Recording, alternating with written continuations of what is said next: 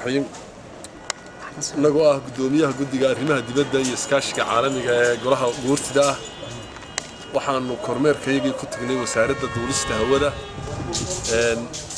waanu la kulannay wasiirka iyo agaasimaha guud aad iyo aad waxaanu iskula soo hadal qaadnay ama ay noo sheegeen qorshe sanadoodkoodii wax qabadkoodii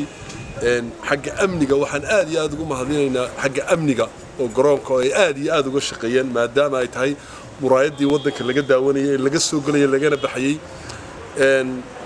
qorshe sanadoodkoodiina way noo dhiibeen oo ah qorshahoogii sanadka sida wax qabadkoodii iyo wixii shantii sanadood hore waxay qabteen labadaba waan aragnay